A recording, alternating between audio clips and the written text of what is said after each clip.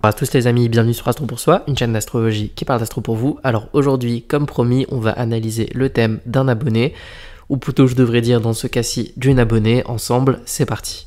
Alors la première chose que moi je vais regarder dans un thème, ça va être non pas le soleil, l'ascendant, etc. Ça va être plutôt la croix de la lune noire. Pourquoi? Parce que la croix de la lune noire, c'est le soubassement métaphysique de la personne. Ici, on a une lune noire en Capricorne. Alors, on rentre pas dans les détails, mais en réalité, on a trois lunes noires, la lune noire vraie, la lune noire corrigée, la lune noire moyenne. Donc la lune noire moyenne, c'est Licorne, la lune noire corrigée, c'est Lilith, et la lune noire vraie, on l'appelle juste lune noire vraie. Pourquoi je regarde la croix de la lune noire? La croix de la lune noire me permet du coup de connaître, comme je le disais, le soubassement métaphysique de la personne, autrement dit, quel est un peu, on pourrait dire, le but de son incarnation, la perle divine qu'elle porte en elle et qu'elle va être capable de, ou pas d'ailleurs, de manifester dans cette vie. Mais aussi le côté ombre de la lune noire, donc c'est Lilith. Et Lilith va plus nous parler des mémoires d'angoisse qu'elle aurait accumulées de vie en vie, des mémoires de peur, des troubles, tout ce qui est en rapport avec le démembrement de la personnalité, etc. etc. Donc ça, évidemment, faut le garder à l'esprit. Dans mon analyse, je regarde d'abord la croix de la lune noire, après je regarde la croix des nœuds, donc nœud sud, nœud nord. Je vous ai fait une vidéo sur les nœuds, donc le nœud sud c'est le karma, le nœud nord c'est ce qu'on pourrait appeler le dharma. Même si le dharma c'est une notion qui est beaucoup plus vaste que ça en réalité. Mais c'est un peu ça, c'est-à-dire d'où je viens, où je vais. Voilà, on va le résumer comme ça, avec les points en carré des nœuds qui nous montrent à peu près comment le carré au nœud sud, ça va nous montrer le pas à franchir pour aller vers le nœud nord. Et une fois qu'on est au nœud nord, le carré au nœud nord va nous montrer comment redistribuer l'énergie du nœud nord pour faire la synthèse avec le nœud sud. Et du coup, en troisième lieu, voilà, il y a la croix des maisons et des planètes. On va commencer, donc ce qu'on connaît tous classiquement, c'est-à-dire le soleil, la lune, l'ascendant, maître de l'ascendant, etc., etc. Donc ici, on a quoi? On a un soleil en taureau, ascendant gémeaux, lune en capricorne. Le maître de l'ascendant, vu que l'ascendant est gémeaux, c'est Mercure. Mercure est en maison 11, conjoint à Vénus. Et on a aussi un amas en taureau. Donc qu'est-ce qui va être important? L'amas en taureau. Pourquoi? Parce que c'est un amas, c'est un amas de 3 planètes. Donc on a une triple conjonction Mars, Saturne, Jupiter. Donc cette triple conjonction va être importante. Elle est en maison 12, donc la maison 12 va être valorisée. Saturne est la planète la plus lente de l'amas, donc c'est elle qui va, entre guillemets, colorer tout cet amas. Même s'il y a Jupiter qui est un peu son ennemi naturel, mais là je pense que en plus on a la lune noire en Capricorne, donc je pense que Saturne est à valoriser dans ce thème. On a évidemment aussi une autre planète qui va être très importante dans la psyché du natif, c'est Vénus. Pourquoi Vénus et pas Mercure alors que c'est Mercure le maître de l'ascendant? C'est tout simplement parce que la planète conjointe au maître de l'ascendant va revêtir une importance capitale dans le thème. Pourquoi je dis ça? Parce que on est d'accord que le maître de l'ascendant, c'est la planète à laquelle vous allez naturellement vous identifier. C'est un des facteurs du moi. Il n'y a pas que ça comme facteur du moi, mais c'est un facteur du moi. Alors vous imaginez bien qu'une planète qui est conjointe au maître de l'ascendant, c'est une planète, et du coup, qui est scotchée à une autre planète. Donc c'est le maître de l'ascendant qui se scotche ici à Vénus. Donc il va s'identifier à Vénus. Donc Vénus va revêtir une importance considérable. On a une différence entre un ascendant Gémeaux qui aurait Mercure juste dans un coin, et un ascendant Gémeaux qui a Mercure conjoint à Vénus, ou conjoint à Mars, ou que sais-je. C'est-à-dire que le mental va se scotcher à Vénus. On va en parler un peu plus tard, on va détailler, mais ça fait que on va avoir un mental qui va se préoccuper des questions amoureuses et des questions de Vénus. Voilà, donc ça c'est un peu le prélude. Comme autre point important, on a évidemment les aspects au soleil et à la lune. Donc on voit que le soleil fait un carré à Neptune, donc ça c'est important. Conjonction à Jupiter, c'est aussi important. La lune est carrée donc à Mercure et Vénus, donc ça c'est très très important puisque les aspects des planètes, enfin de la planète conjointe au maître de l'ascendant et les aspects au maître de l'ascendant vont devenir identitaires, vont devenir des facteurs d'identification chez la personne, des facteurs du moi. Saturne, Jupiter et Mars forment un trigone avec la lune, et on a encore quoi? On a Uranus par contre qui forme un carré avec l'amas en taureau. Alors attaquons par la base, attaquons par le soleil. On a le soleil en taureau avec un ascendant Gémeaux.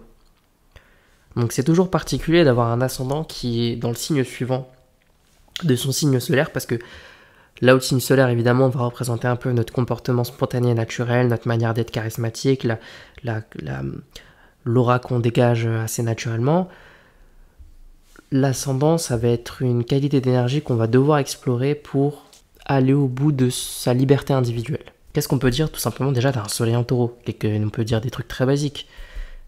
La plénitude, le sens de la plénitude, parce que le soleil s'agit de ça, il s'agit d'aller au bout de son unicité, c'est ce sentiment du moi, de l'ego, de la présence. Au plus haut niveau, c'est la conscience de la conscience, au plus bas niveau, c'est la conscience du moi. Pour que le soleil en taureau puisse vraiment être lui-même, il a besoin de pleinement s'incarner dans le corps. Il a besoin de sentir, il a besoin de faire travailler ses sens, il a besoin d'être dans de la manipulation de la matière, dans le contact, dans le toucher. Il a besoin d'explorer, d'être dans le monde sensationnel. Sa manière d'être, un soleil taureau, c'est d'abord être dans une présence du corps. C'est la conscience du corps chez un taureau qui va permettre le contact avec le soi. Alors moi, je suis dans une astrologie où j'essaie toujours, si vous voulez, parce que voilà, le but de l'interprétation, c'est quoi? C'est de montrer le pas suivant à franchir. Si vous êtes juste dans une logique où vous voulez une description de vous-même, ben, vous allez sur internet, vous tapez soleil en taureau maison 11 ou maison 12 là dans notre cas, et vous allez trouver des renseignements. Le but c'est de comment aller au prochain niveau, comment franchir la prochaine étape, comment aller un peu plus vers moi-même, comment être dans ce processus d'évolution. C'est là où tout l'intérêt de l'astrologie se joue, je pense. Bref, donc on disait oui, que c'est la conscience du corps et des énergies du corps qui va permettre le contact avec le soi. D'un point de vue plus socioculturel, on a aussi besoin d'être... d'avoir un certain confort matériel, de se sentir en sécurité d'un point de vue financier et matériel, donc on peut avoir besoin d'accumuler un certain nombre de richesses. En tout cas, le fait de posséder va nous faire sentir nous-mêmes, avec un soleil en taureau. La petite particularité de ce soleil, c'est qu'évidemment, il est en maison 11, donc la conscience va naturellement se porter vers les dysfonctionnements du monde, vers la remise en question un peu... On est un peu déjà sur un taureau qui est plus sur une constatation que les choses vont pas bien dans notre société. Et vu que c'est un taureau, ça peut être parfaitement... Enfin, on peut avoir une conscience naturelle des dysfonctionnements liés au mode de consommation et à l'écologie, au changement climatique, à toutes ces problématiques-là. Avec ce soleil-là, on pourrait penser que le natif est dans une logique où il voudrait plus de naturel, plus de concret au sein de la société. Parce que je rappelle que la maison 11, c'est la maison où on va conceptualiser la société idéale. C'est la maison des amis, c'est la maison des œuvres collectives, c'est la maison où on va penser le monde de demain. En maison 12, on va agir concrètement. En maison 11, on va être dans le concept. On est dans l'humanisme. En maison 12, on est dans l'humanitaire. Au côté ombre, la maison 11, c'est une maison où on va être constamment un peu en révolte et en remise en cause du monde, mais d'une manière purement conceptuelle, et on va pas être dans l'œuvre, c'est-à-dire se réunir et décider d'un plan en commun pour améliorer la société, tout simplement parce qu'il faut faire le travail par axe, il faut regarder ce qui se passe en maison 5, et en maison 5, l'idée c'est de travailler sur une œuvre individuelle et travailler sur son expression à soi pour pouvoir mieux servir le monde en maison 11 à travers une œuvre collective. Et si on n'a pas ce socle de pouvoir, si on n'a pas assez de puissance personnelle pour sentir la cause qui nous habite, qui nous est propre, et cette envie de la manifester, l'incarner à travers un projet collectif, donc passer du personnel au collectif, et ben la maison 11 va rester juste une maison de mécontentement et de râlement, etc., etc. Donc on peut déjà dire d'un soleil en maison 11 que le natif a naturellement conscience que le monde peut être amélioré. Et vu que c'est en taureau, il a conscience que le monde pourrait être plus beau, pourrait être plus concret, plus naturel, qu'il pourrait être plus simple aussi. On a consciemment l'impression que le monde est plus complexe que ce qui devrait être. On pourrait dire que voilà, la personne a naturellement une certaine présence lorsqu'elle est dans des lieux socioculturels, des lieux en rapport avec les échanges. Donc ça peut être voilà, quelqu'un qui est dans le mondain, c'est-à-dire voilà, les bars, les salons de thé, les restaurants, tout ça, c'est des lieux qu'on aime bien fréquenter, des lieux dans lesquels on est capable de briller assez naturellement. On peut dire aussi que c'est une personne qui aime à briller en étant entourée de ses amis, à discuter, voilà, à faire la fête, à faire des soirées. C'est tout ce monde-là aussi, la maison 12, hein, c'est tout ce monde mondain, tout ce monde de regroupement pour ressentir des émotions ensemble. Tout ça, ça concerne, c'est des champs d'expérience de la maison 11. En côté ombre, on pourrait dire que avec un soleil en maison 11 en taureau, le natif, le risque c'est quoi? C'est de rester piégé dans ces environnements festifs, dans ces soirées, dans toute cette mondanité, pour s'enrichir d'un point de vue matériel, et ça rendrait effectivement ce mécontentement et cette conscience naturelle qu'on peut améliorer le monde complètement improductive, complètement inerte, et laisser les choses couler. Parce que le piège du taureau, c'est que là où il a tendance à l'inertie, et surtout lorsqu'il a un avantage à y rester, un avantage matériel, financier, un avantage de confort, quoi, tout simplement. Et là il piège du taureau. Ce qui fait que l'idéal que la personne porte à l'intérieur d'elle, c'est cette conscience naturelle que le monde peut être amélioré en le rendant, comme dit, en mettant plus de valeurs tauriennes, c'est-à-dire plus de valeurs de simplicité, plus de valeurs écologiques, plus de respect de la nature, plus de valeurs, plus d'être en communion avec la nature. Tout ça va rester à l'état d'idéal, parce que finalement, on préfère être dans la mondanité, on préfère être dans une certaine simplicité et facilité, mais à son niveau. Ce qui est intéressant, c'est que l'ascendant est en Gémeaux, on va parler un peu de l'ascendant, la liberté, le sentiment de liberté intérieure va avant tout s'acquérir par le fait d'obtenir une certaine souplesse mentale, une certaine fluidité. Ce qui, à contrario, est complètement opposé au signe du taureau, qui lui est sur une certaine rigidité, sur même de l'obstination, voire un caractère un peu têtu. Mais l'ascendant va lui demander une ouverture d'esprit, s'ouvrir à la connaissance, s'ouvrir au contact avec l'autre, s'ouvrir à l'échange, s'ouvrir aux idées, au monde du concept. Avec un ascendant Gémeaux, on doit être de plus en plus apte à avoir un mental habile, un mental souple, par l'apprentissage de la connaissance, par le fait d'explorer tous les sujets qui suscitent notre curiosité, suivre sa curiosité. Autant l'ascendant Bélier doit suivre son intuition et son courage, autant l'ascendant Gémeaux doit suivre sa curiosité. La découverte des mots, la découverte des nouvelles langues, améliorer son éloquence, son discours, sa capacité de communication. Plus j'en sais, plus je me sais. Ça, c'est une phrase que pourrait dire un ascendant Gémeaux. Vu qu'on est sur un soleil taureau et que la conscience est placée dans le corps, on pourrait aussi se demander une espèce de synthèse, ce serait d'explorer tout ce qui est en rapport avec la neurologie, le cerveau, pourquoi pas. Comment améliorer ses capacités cérébrales, mentales, cognitives, comment améliorer ses raisonnements. Vous voyez, toute cette capacité à accumuler taureau des connaissances Gémeaux. On peut être dans cet axe-là avec cette structure-là. On peut aussi se diriger vers des activités sportives à consonance un peu plus artistique. La danse, par exemple, pour un ascendant Gémeaux, solaire en taureau, je pense que la danse, ça va plutôt bien. En plus, on voit que c'est aussi appuyé par le maître de l'ascendant conjoint à Vénus et en bélier. Donc on est dans le mouvement du corps, on est dans l'expression de l'énergie. On va en parler après, mais effectivement, c'est un indice de plus qui nous montre qu'effectivement, la danse, ça pourrait être une voie envisageable pour le natif d'acquérir ce sentiment d'unicité et de liberté intérieure. Et vu que tout ça, ça se passe en maison 11, puisque le maître de l'ascendant est en maison 11, on peut très bien imaginer que le natif serait l'initiateur bélier de projets collectifs, maison 11, en rapport avec la danse soleil en taureau, ascendant Gémeaux. Ça pourrait être et peut-être même des projets collectifs ou des danses sur des thématiques sociales. Là, on rajoute un peu de maison 11. Donc ouais, l'astrologie, c'est pas très compliqué. Les trois quarts du temps, c'est du littéral. Après, l'idée, c'est d'avoir les symboles en tête et de pouvoir faire des synthèses. Ouais, si je résume, c'est un peu un espèce de militantisme à travers l'art et la danse. Mais enfin là, avec l'art, j'incorpore encore Vénus, et il y a aussi une autre clé pour moi qui me semble assez évidente pour le natif en matière de liberté intérieure et d'expression de lui-même, c'est l'écriture. Puisque vous voyez bien qu'un ascendant Gémeaux avec Mercure conjoint à Vénus, c'est littéralement de la poésie. Surtout avec un soleil en taureau.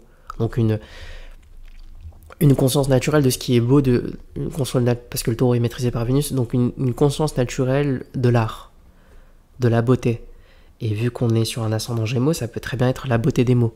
Donc la poésie, donc l'écriture, des choses un peu romanesques, romantiques surtout, évidemment. Alors, le romantisme va prendre sûrement une grande partie de la psyché de l'individu, puisque avec Mercure conjoint à Vénus, donc le mental va s'identifier, va aimer exprimer l'amour, va aimer écrire sur l'amour, va aimer écrire sur l'amour ou les relations, ou tout, je dis l'amour pour simplifier, mais c'est tout ce champ de Vénus. Littéralement, cette conjonction veut dire explorer le monde des mots, ascendant Gémeaux, et le rendre plus beau, conjoint à Vénus.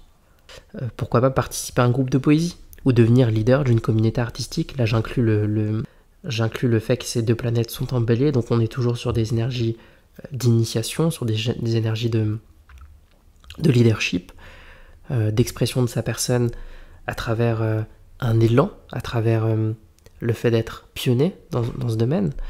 Et encore une fois, on peut rajouter aussi le côté défense d'une cause, le côté améliorer le monde de demain.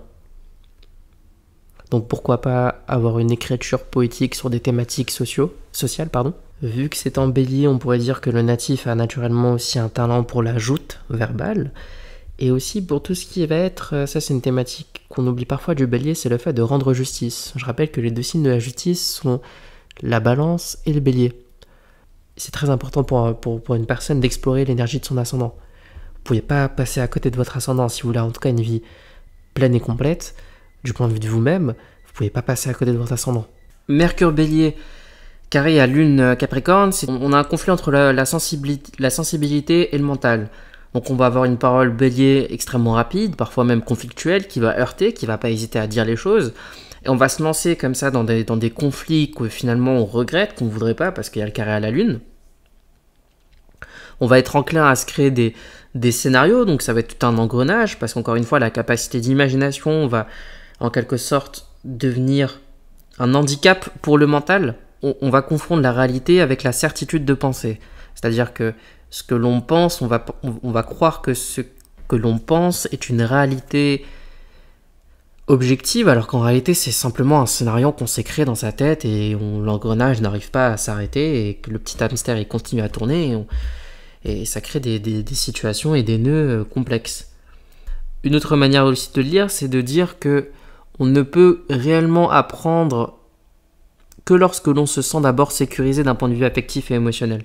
Autrement dit, les endroits qui vont nous paraître psychiquement dangereux, qui vont nous paraître nouveaux, pas connus, parce que la Lune, c'est pas une très grande fan de l'inconnu, ça va être des lieux où il va être difficile pour nous d'ouvrir le mental et de commencer à apprendre les choses. À un autre niveau, on a un espèce de conflit entre l'agitation mentale perpétuelle et ce besoin inhérent de la Lune en Capricorne qui est plutôt dans une forme de tranquillité, de solitude, d'isolement, qui n'a pas envie que les choses bougent toutes les 5 secondes, alors que le petit hamster dans votre tête, il a 10 nouvelles idées par minute. Par la position et la conjonction Mercure-Vénus qui va être dominante, on peut dire aussi que le natif veut montrer au monde, parce que c'est en maison 11, donc l'amour va être hissé au rang de cause sociale, veut montrer au monde une nouvelle manière d'exprimer l'amour. Un nouveau système de valeurs dont il veut être exemplaire, pour ne pas rendre le mécontentement propre à la maison 11 infertile. Alors évidemment, du fait du carré à la Lune, ça va être teinté de besoin d'être rassuré dans la relation. Ça va être teinté... En fait, le besoin affectif peut devenir un espèce de gouffre avec une configuration comme ça. Le natif peut se sentir heurté à partir du moment où on ne répond pas avec le même enthousiasme que lui à ses déclarations affectives, à l'amour qu'il va exprimer. En plus, on a une Vénus en Bélier qui adore le frisson des premiers instants et une Lune en Capricorne qui, pour le coup, elle, se mue dans la maturation lente, dans la stabilité, dans le long terme. Donc on a une dissonance entre les besoins affectifs réels du natif et ses aspirations amoureuses. Ça, c'est typique d'un carré Vénus-Lune. Mais vous voyez bien que ça va devenir identitaire parce qu'encore une fois, tout ça, c'est relié au maître de l'ascendant, qui est Mercure. Donc on a une espèce de vision d'insatisfaction chronique de la relation amoureuse où on part sur un fort idéalisme au début, parce que Vénus conjoint à Mercure en bélier. Et finalement, à un moment donné, en fait, on se rend compte que ça répond pas à nos aspirations profondes. Il suffit d'un cheveu sur la soupe, il suffit d'une imperfection détectée pour que tout l'enthousiasme ardent se transforme en froideur. Vous voyez bien la relation, le carré entre le bélier et le capricorne, avec un élan vital, un élan chaleureux, une joie de se dire « Waouh, c'est trop bien quand ça commence, c'est vraiment génial ». Et tout de suite après, le capricorne qui va venir avec sa rigidité, sa structure et son absence d'émotion. Et vu que c'est en carré, il ne faut pas grand-chose pour qu'on passe de l'un à l'autre. Et ça, c'est d'autant plus difficile puisque la licorne, donc l'absolu de la personne, est en maison 7. Donc la relation est une zone d'absolu. Donc vous voyez bien que dans ce thème, c'est tout aussi important d'étudier la croix des maisons que la croix de la lune noire. Pourquoi ? Parce que les deux sont vraiment interconnectés. On a la psyché de la personne, donc le moi, qui va être concentré sur la relation affective, l'amour, l'art, la découverte de ce monde-là. Et qui plus est, l'âme qui porte en elle l'absolu de la relation parfaite. Et évidemment, quand il s'agit de la licorne, on va en parler peut-être un peu après, quand il s'agit de la licorne, on est toujours déçu. Pourquoi ? Parce que le réel ne répond jamais à nos attentes. Si on se concentre un peu plus sur l'AMA maintenant, vu qu'on a fait, je pense, un peu le tour on peut en parler pendant des heures, de la conjonction Mercure-Vénus carré à la Lune, c'est vraiment une structure centrale, je trouve, dans le thème. Mais il y a quand même d'autres choses qui se passent, notamment cet amas en maison 12, donc cette triple conjonction Mars, Saturne, Jupiter. Donc je rappelle que c'est la plus lente de l'amas qui est dominante, donc du coup c'est Saturne. Qu'est-ce qu'on a ? Alors, qu'est-ce qu'elle représente ces fonctions-là ?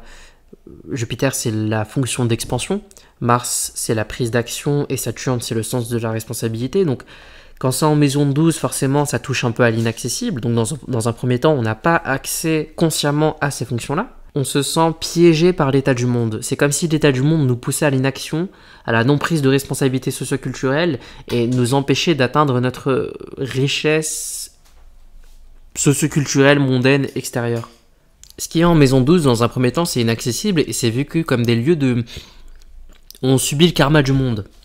Le chômage, l'insécurité, le non-emploi, les difficultés sociales inhérentes, en fonction évidemment de son pays, de sa tradition, etc.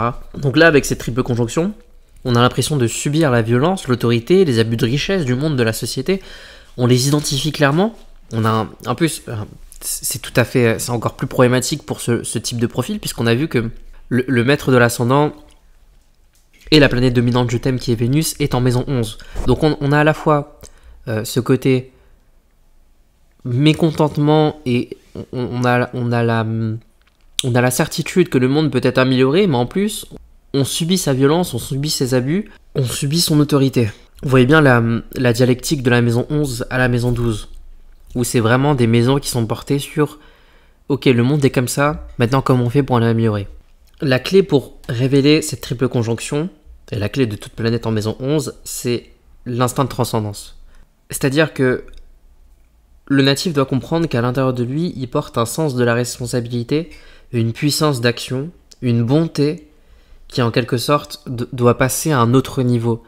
Autrement dit, avec cette triple conjonction, pour pleinement exprimer ces planètes-là, il faut agir non pas pour soi, s'intégrer au niveau socio-professionnel, mais non pas dans son intérêt propre, et prendre des responsabilités, encore une fois, pas pour soi-même. C'est au nom d'une cause qui le dépasse que le natif peut prendre ses responsabilités, agir de manière concrète, parce que tout ça c'est en taureau, pour produire des véritables richesses, de la joie, du bonheur, ou peut-être même, on pourrait dire, s'il y a eu peut-être chez le natif une tendance à s'engager dans tout ce qui est mouvement écologique, tout ce qui va être en rapport avec soulager une partie de la souffrance de la Terre. Mars en maison 12, taureau, pour moi c'est un guerrier de Gaïa. Alors évidemment, on a aussi tout cet amas qui va être en carré à Uranus. Donc le carré à Uranus, il va avoir tendance à exacerber le côté cassant de toutes ces démarches-là, c'est-à-dire que Uranus en carré va exacerber l'individualisme pour ne pas se conformer aux normes. La question qui va se poser, c'est comment puis-je me conformer à ce monde et à ses exigences sociales alors que, à l'intérieur de moi, je me sens si différent. On voit bien que le natif est toujours partagé entre l'engagement social qui va pouvoir libérer ces 3 planètes en maison 12 et l'appel au grand voyage pour justement ne plus faire partie de cette société et se libérer de tout ce karma qui l'afflige. Donc maintenant qu'on a fait un peu le tour de la croix des maisons, on va pouvoir passer à la croix de la lune noire. Alors, dans l'absolu, il aurait aussi fallu faire la croix des nœuds pour vraiment avoir ce triptyque, ce thème astral en 3 dimensions qui permet vraiment d'avoir une vue d'ensemble de toute la psyché. Là, on le fait pas parce que franchement, en vidéo, ça va être trop long, sinon, tout simplement. Donc, l'idée, c'était aussi de vous donner un aperçu de ma méthode de travail, mais pas forcément d'être très exhaustif sur l'analyse de thème astral, parce que franchement, sinon la vidéo, elle peut faire 3 heures, hein, facile. Hein. Là, on pourrait encore continuer sur la croix des maisons. On n'a pas parlé de jumelé du ciel, par exemple, qui est un point important. On n'a pas parlé de lune sud et de lune nord, qui sont des points évidemment importants, ni de leur carré, qui sont aussi des points importants, enfin bref. On va se concentrer sur la croix de la lune noire, histoire d'avancer un peu. Donc la croix de la lune noire, alors, on a une lune noire en Capricorne. Donc on a Lilith et Licorne en Capricorne. On a Priap en Cancer, on a le point de soumission en Bélier et le point d'affirmation en Balance. Et évidemment, on a des planètes, en tout cas certaines planètes qui s'enroulent autour de cette croix-là et qui vont stimuler l'un ou l'autre point. Avec une Licorne Capricorne, on a hérité de mémoire. Alors l'archétype qui s'y relie, c'est la mémoire du vieux sage. C'est un être hors de la société qui n'a recherché que l'essentiel. C'est celui qui connaît la véritable loi, pas celle des hommes, mais celle du divin. C'est celui qui est arrivé au plus haut niveau de maîtrise de soi-même, par son ascétisme, par son retrait. Il est arrivé en quelque sorte au pic de ce que peut être l'être humain. Il a réussi à conquérir sa propre montagne, à devenir la montagne. Alors là, on a la particularité d'avoir une licorne en maison 7. Donc, on est plutôt à la recherche de ce qui pourrait être exprimé comme étant la relation parfaite. Une relation qui ne serait pas de personne à personne, mais d'âme à âme. Donc, on a vraiment une espèce de spiritualisation de la relation. C'est elle qui va servir de socle à la volonté d'ascèse, à la volonté du retour à l'essentiel. Autrement dit, dans la relation, on n'accepte pas le superflu. Paradoxalement, ce qui est idéalisé, ce qui est de l'ordre de la licorne est toujours difficile à atteindre. Pourquoi ? Parce qu'il y a une espèce d'orgueil ontologique qui nous empêche de vivre l'expérience sur le plan réel.